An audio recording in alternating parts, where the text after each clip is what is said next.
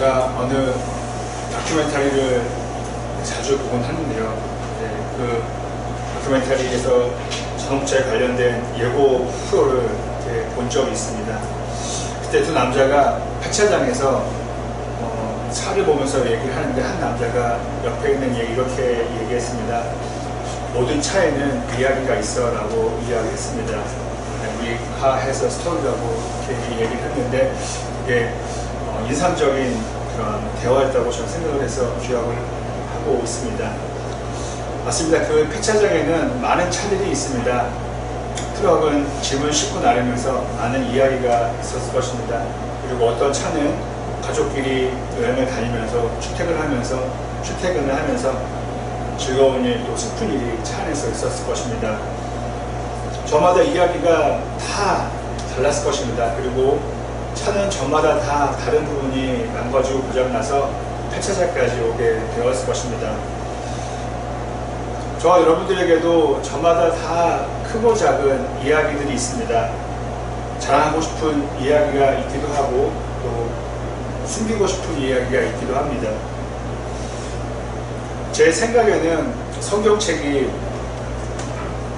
얇아도 하나님을 믿는 데에는 큰 지장이 없다고 생각을 합니다. 정말 복음서 한 권으로도 하나님을 잘 믿을 수 있다고 생각을 하지만, 여기 성경책이 두꺼운 이유는 제 생각에는 많은 사람들이 많은 저마다의 이야기가 있고, 또 답을 찾기에 그 많은 이야기를 알려주시고자 하나님께서 또 많은 이야기를 담으셨기에 성경책이 두꺼운 건 아닌가 생각해 봅니다. 누군가는 다윗을 통해서 위로와 용기를 받습니다. 또 신앙의 도전을 받습니다. 또 누군가는 베드로를 통해서 제자의 길을 걷고자 다짐을 합니다. 그런 이야기를 통해서 자신의 삶을 해석하게 되고, 그 해석 가운데서 답을 찾고 있습니다. 우리 그리스도인들에게 있어서 제가 매번 드리는 질문입니다. 가장 중요한 책은 무엇일까요? 책이 아니라 가장 중요한 보물은 무엇일까요? 바로 성경책입니다.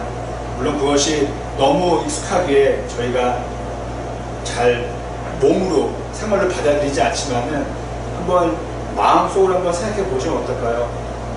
우리가 갖고 있는 큰 보물보다, 어떤 재산보다 성경책이 더 낮게 평가될 수는 없습니다. 성경책은 가장 귀한 보물이고 책입니다. 왜냐하면 하나님의 말씀이기 때문입니다. 하나님 자체이기 때문입니다.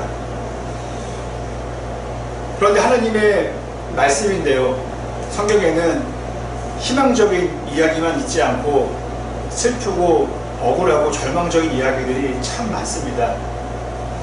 예를 들어 성경에는 다윗 이야기도 있지만 그와 반대되는 사울왕 이야기가 있습니다. 또 베드로의 이야기도 있지만 또 그와 다른 길을 걸었던 가룟 유다의 이야기도 있습니다. 그리고 복에 대한 이야기가 많이 있지만 또한 심판에 대한, 벌에 대한 이야기도 많이 있습니다. 그리고 천국에 대한 이야기도 역시 있지만 또한 분명히 지옥에 대한 이야기도 있습니다. 이처럼 성경의 이야기가 복잡한 것은 조금 전에 말씀드린 것처럼 저희들의 삶도 너무도 복잡하고 또 어렵게 얽혀 있기 때문에 그렇습니다. 만약 우리의 삶이 아주 심플하다면 성경 내용도 심플하지 않을까 합니다. 다윗과 같은 사람만 있으면 사울과 같은 사람의 이야기는 없을 것입니다. 하지만 사울과 같은 사람, 솔로몬과 같은 사람이 다 있기에 성경에는 그들이 기록되어 있는 것입니다. 우리의 삶은 참 희망적일 때도 있습니다. 그리고 눈물에 정말 쌓여서 절망적인 순간을 지낼 때도 있습니다. 우리 그리스도인들이 애써 숨기고 싶어하는 것이 몇 가지가 있습니다. 진실인데, 사실인데 숨기고 싶어하는 것이 몇 가지가 있습니다. 그중 하나는 하나님을 믿으면 다 잘 된다는 것입니다. 제 말씀 뭐냐면은 안 될 때도 있는데 저희는 그것을 많이 감추려고 할 때가 있습니다. 예를 들어서 저는 목회자입니다. 목회자면은 아플 수도 있습니다. 또 가족에 어려움이 있을 수도 있습니다. 하지만은 저부터도 그리고 많은 분들이 목회자 가정이 왜 자녀들이 일이 안 될까? 왜 목회자가 아플까? 제가 가끔 말씀드리는 워싱턴에 있는 어느 목사님이 계십니다. 나름 유명하신 목사님인데 그분은 제가 알기로는 아내분이 정신과 의사입니다. 그런데 그분은 우울증을 계속 앓고 있습니다. 그분이 직접 설교 시간에 말씀하고 계십니다. 그래서 정기적으로 약을 먹으셔야만 합니다. 우리는 생각합니다. 목사인데 왜 우울증이 있지? 하지만은 그 목사님이 기도를 안 해서 그럴까요? 그분이 성경을 안 읽어서 그럴까요? 저에게 만약에 무좀이 있다면은 무좀도 병이고 우울증도 마음의 병인 것이죠. 병이 있는 것 같고 우리는 함부로 말할 수가 없습니다. 그런데 하나님을 믿으면 우리는 병 하나 있지 않아야 되고 아프지 말아야 되고 내 사업이 잘 돼야 되고 자녀들 역시 잘 돼야 된다고 우리는 말을 하고 그것이 빗나가는 것이 있으면 애써 덮으려고 할 때가 많습니다. 분명히 하나님을 잘 믿으면 우리는 복을 받습니다. 성경에 그렇게 나와 있습니다. 하지만은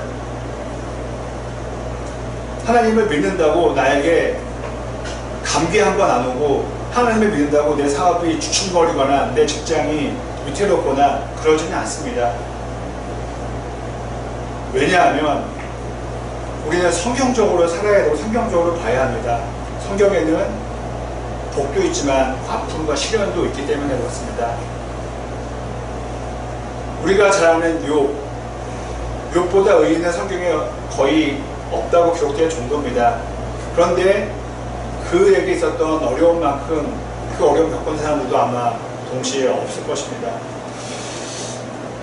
한번 예를 들어보고자 합니다. 우리에게 가장 잘 알려진, 저는 개인적으로 가장 위대한 사도라고 생각을 합니다. 베드로도 훌륭한 사도이지만은 둘 다 뭐 비교한다면 좀 웃기지만은 저는 사도 바울이 가장 위대한 사도라고 생각을 합니다. 그는 죽을 것을 알고 로마로 향했습니다. 우리가 잘 아는 대로 로마 황제를 한번 보고자 했습니다. 성경에 나와 있지 않지만 저는 감히 추측을 합니다. 황제에게도 복음을 전하고 싶었던 것이죠. 그래서 그는 로마로 갔습니다. 죽을 것을 그도 알고 다른 사람들도 알아서 가지 말라고 강구했지만 그는 그 길을 갔습니다. 자, 그러면은 바울에게도 아버지와 어머니가 계셨을 것입니다. 물론 돌아가셨으면은 시간이 많이 흘렀겠지만은 그렇지 않다면은 그 바울을 바라보는 아버지와 어머니의 마음이 어떻겠습니까?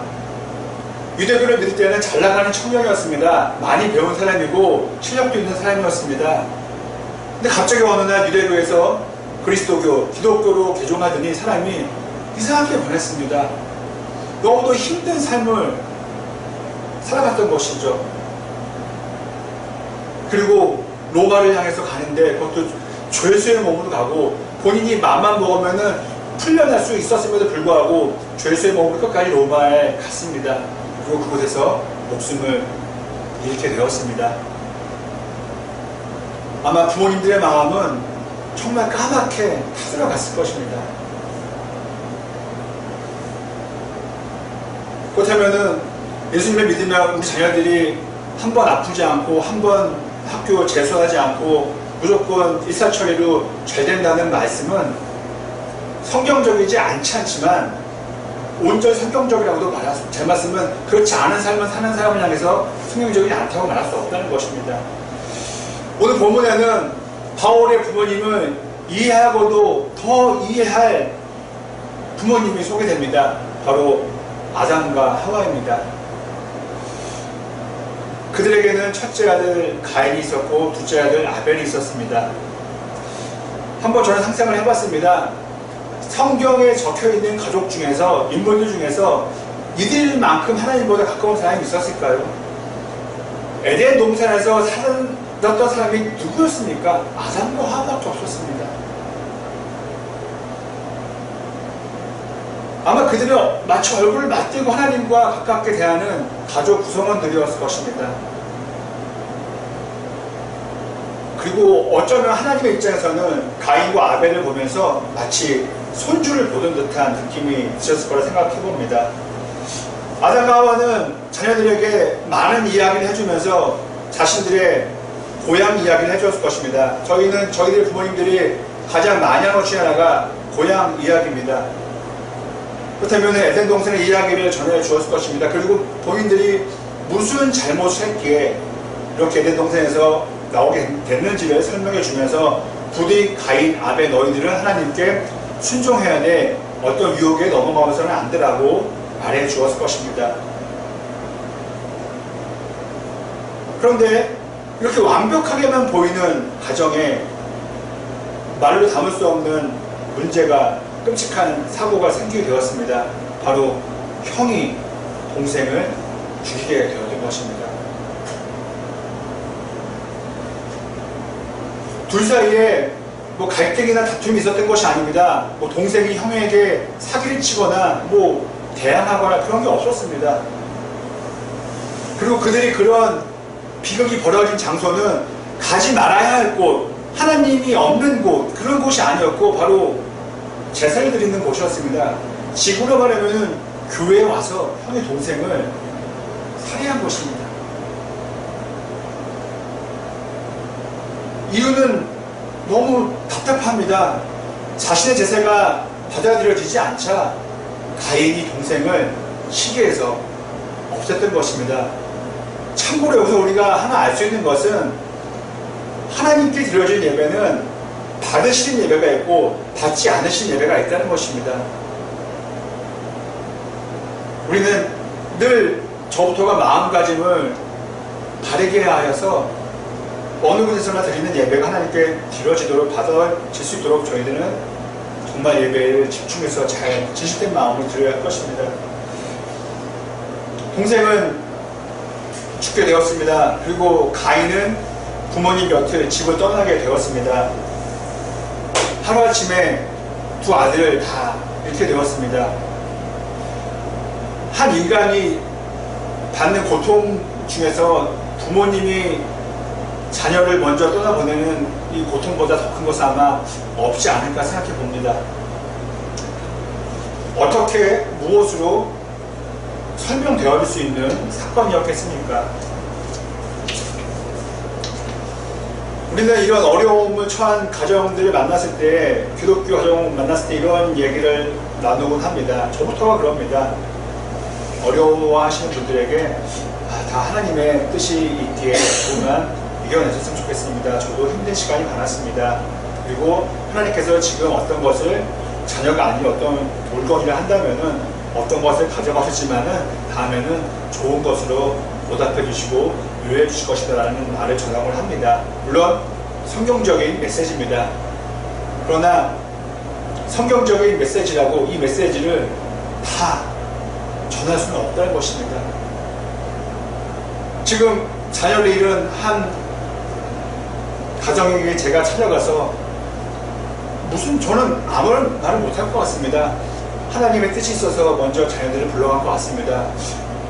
저는 하나님의 뜻도 정확히 알 수가 없고요. 물론 하나님의 뜻이 다 임재하고 있지만은 그 아픔 가운데 있는 가정에서 저는 할 수 있는 말은 없다고 생각합니다. 그냥 저도 마음이 많이 슬픕니다. 하나님의 위로가 있길 바랍니다 라는 말만 전하게 될 것 같습니다. 우리 인생에서는 이처럼 신앙적인 메시지로 풀리지 않는, 위로가 안 되는 일들이 참 많습니다. 설명이 안 되는 일이 일어날 때가 있습니다.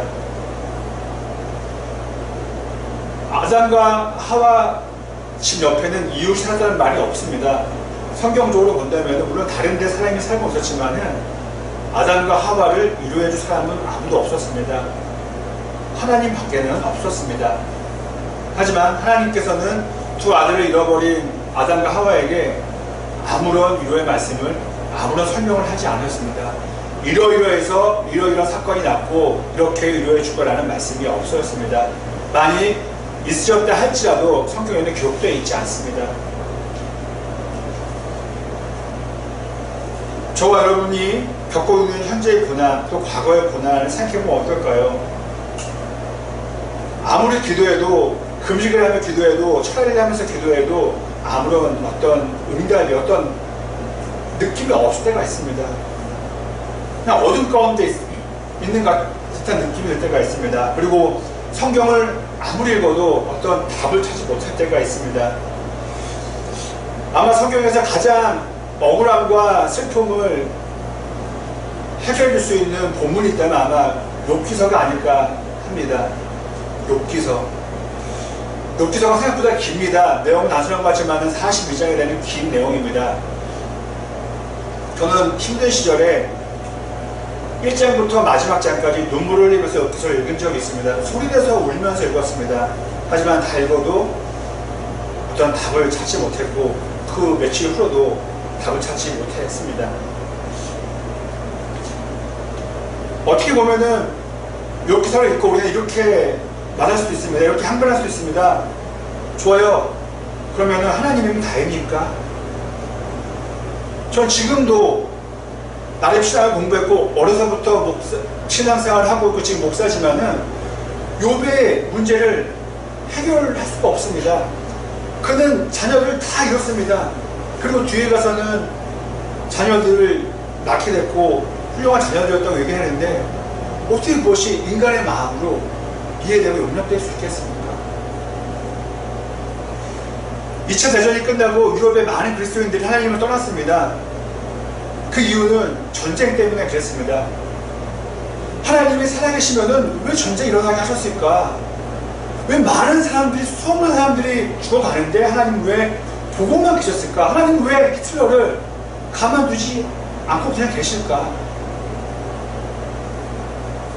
결국에는 회의론자들은 하나님이 없다고까지 생각을 하게 되었고 신앙을 내려놓게 되었습니다.